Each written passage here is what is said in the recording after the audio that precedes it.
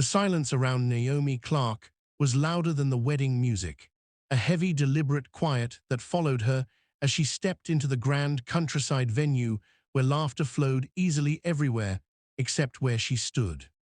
Naomi, a 36-year-old black woman with calm, observant eyes and a posture shaped by years of learning how to take up as little space as possible without disappearing, paused near the back row as guests subtly shifted away from her, handbags pulled closer, chairs angled slightly aside, smiles offered to everyone else, but never fully reaching her. The wedding of Oliver Bennett was meant to be joyful, the kind of polished English celebration wrapped in soft florals, champagne glasses, and polite conversation, yet Naomi felt the familiar weight of being treated like an interruption rather than a guest. She had chosen a simple, elegant dress, nothing loud, nothing demanding attention, yet attention avoided her all the same, as if her presence unsettled an unspoken order. Whispers followed, not loud enough to confront, but sharp enough to wound, questions about who she was, why she was here, whether she was staff or a mistake, because assumptions always move faster than truth. Naomi took a slow breath and reminded herself that she had survived far worse than awkward glances, that dignity was something she carried within rather than something granted by rooms like this. Across the aisle, Oliver Bennett stood at the altar adjusting his cufflinks, a tall, composed groom with kind but focused eyes, surrounded by groomsmen who laughed easily, unaware of the tension quietly building in the back rows. Naomi watched him for a moment, not with longing, not with resentment, but with a steady resolve that came from knowing her own worth even when others refused to see it. An older woman leaned toward her neighbor and whispered that it was strange to invite outsiders, and another guest glanced at Naomi's empty seat and chose a different row entirely, as if separation itself were a form of comfort. Naomi sat anyway, folding her hands in her lap, refusing to shrink further, because leaving would have given the room exactly what it expected. The music softened, the bride was about to enter, and the murmurs finally settled into ceremonial silence, yet Naomi could feel every unspoken judgment pressing against her shoulders. She wondered briefly whether coming had been a mistake, whether walking into spaces that never made room for her was worth the emotional cost, and then she felt it, a shift she could not explain, a subtle pause in the rhythm of the room. Oliver looked up suddenly, scanning the guests, his eyes moving past familiar faces until they landed on Naomi, and in that moment something unreadable crossed his expression. Naomi met his gaze, steady and unflinching, not asking for recognition, not demanding anything, just present. The officiant cleared his throat, ready to begin, but Oliver raised a hand gently, stopping everything, and the room stiffened as curiosity replaced comfort.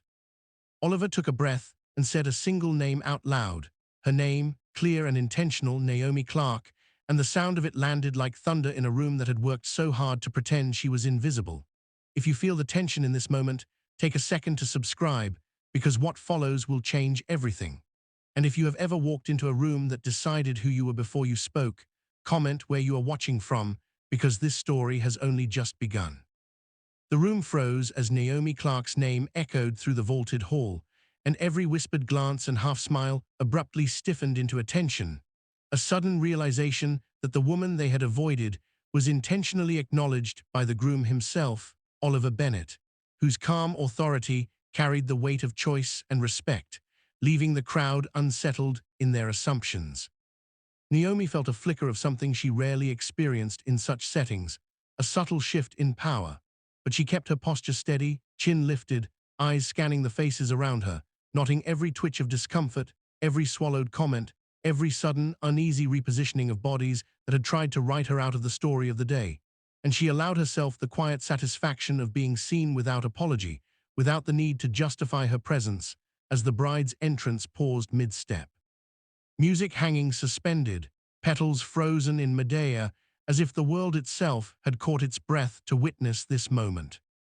Oliver's gaze remained unwavering, warm yet firm, and as he stepped forward slightly, placing a hand over his heart, Naomi realized the gravity of his gesture. He was rewriting the rules of the room silently, signaling that inclusion, recognition, and respect were not negotiable, that prejudice would not define the ceremony, and that the courage to acknowledge truth in front of wealth and status could shift the balance of centuries of inherited assumption in seconds. Whispers began to ripple through the crowd, nervous at first, questioning themselves, as older guests cleared throats and muttered half-hearted excuses, while younger attendees exchanged looks of surprised admiration, realizing the unspoken lesson. That respect could be commanded without anger, that presence alone could demand acknowledgement, and that power existed not only in money or titles, but in choices, in recognizing humanity even when tradition and bias tempted otherwise. Naomi settled into her seat with calm precision, folding her hands, her heart racing only slightly as she watched Oliver return his attention to the officiant, signaling subtly that the ceremony could continue. Yet she understood the full weight of the moment, that visibility now carried responsibility, and that she would not allow herself to be erased again, that silence could be a shield, but presence was a weapon of dignity. As the bride's entrance resumed, petals falling gracefully, cameras capturing every moment, Naomi caught the briefest glance from Oliver, a silent reassurance, a recognition of bravery unspoken yet profoundly felt, and she realized that the narrative of the day, and perhaps of many days to come, was being rewritten quietly, intentionally, by choices grounded in justice and courage. If you are watching this story unfold and feel the tension of unacknowledged power shifting, take a moment to subscribe, because the next chapter will reveal the ripple of courage across the room, the reactions that could not be ignored, and the subtle dismantling of prejudice in the most unexpected ways. And if you have ever been overlooked in a space you deserve to occupy, comment where you are watching from, because what happens next will make everyone in this hall confront what they truly believe. As the vows began, Naomi Clarke felt the weight of every gaze still anchored on her, a quiet hum of curiosity, confusion, and barely concealed judgment vibrating through the grand hall. Yet she held herself with the steady grace that had become her armor, knowing that the eyes of those who had avoided her now carried a mixture of respect, disbelief, and uncomfortable self-reflection. Oliver Bennett, standing at the altar, glanced toward her again, his subtle nod and the soft curve of his lips acknowledging her presence without breaking the ceremony's rhythm. And in that instant, Naomi realized that her quiet dignity had shifted the atmosphere entirely, that the room's power dynamics had been rewritten not by confrontation or anger, but by being seen and recognized at the precise moment it mattered most.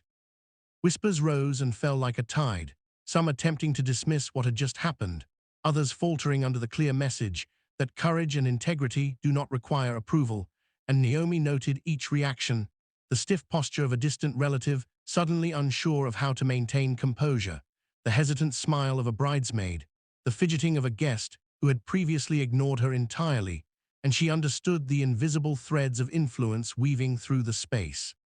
Threads that could not be unseen once acknowledged. The ceremony continued, petals falling like tiny statements of peace and beauty, but Naomi's presence now carried weight, a reminder that visibility is power, and that courage, even in the quietest form, can dismantle prejudice more thoroughly than any argument or confrontation ever could. Oliver's hand briefly flexed at his side, a subtle reassurance to Naomi that the recognition was sincere, that her impact was felt not only in that moment, but would ripple through the room long after the ceremony ended, and Naomi allowed herself the faintest of smiles, a private acknowledgement of the victory hidden in plain sight. As the officiant's voice carried the final lines of the vows, the crowd's attention fully captured by the union they were witnessing, Naomi felt the shift solidify,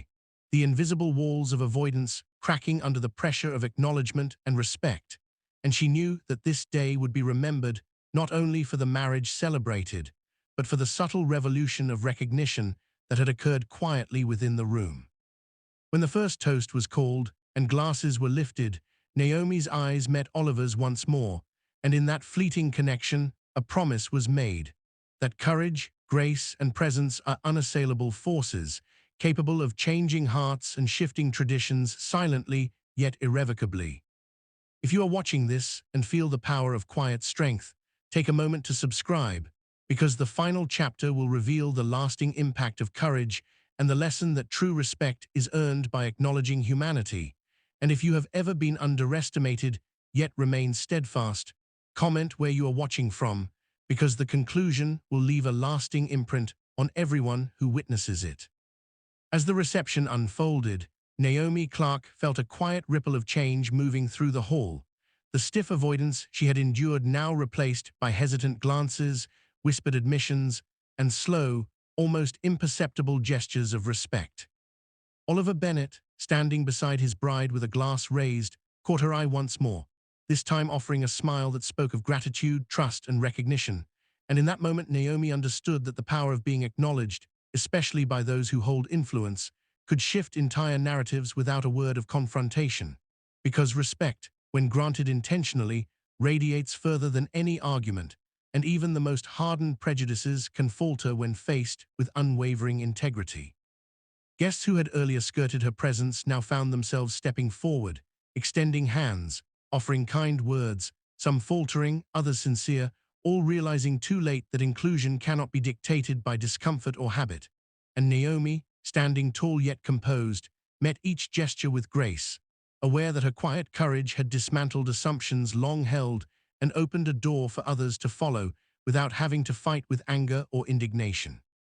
Her presence alone rewriting expectations and planting seeds of awareness that would grow quietly in hearts long after the music faded. As the evening continued, laughter returned, genuine and warm, but now accompanied by a new understanding that wealth and status do not define the worth of those who occupy space in our lives, and that dignity cannot be overshadowed by tradition or fear, only recognized or ignored. And today, it had been recognized, leaving an imprint that would not fade. Oliver's voice carried across the crowd, telling stories, introducing Naomi to those who hesitated, highlighting her role not as a guest to be overlooked, but as a person whose actions and presence had reminded everyone of humanity's simplest, yet most profound truth, that courage, integrity, and respect are the most enduring measures of character, and that those who rise quietly in dignity often change the world more than the loudest voices ever could. As Naomi finally took a seat, allowing herself a moment to breathe, she felt not triumph, but completion, a sense that she had transformed fear and avoidance into recognition and learning, that a room that had once ignored her now carried the echoes of her presence as a lesson, and that her example could linger in minds, influencing choices long after she departed. If you are watching this story and feel inspired by quiet courage and the power of being seen, take a moment to subscribe, because stories like these remind us all that humanity is strongest when we choose to acknowledge it. And if you have ever been underestimated yet remain steadfast, comment where you are watching from, because the lesson is clear. Respect is not given by comfort or convenience. It is earned by presence, integrity, and the courage to be unapologetically yourself.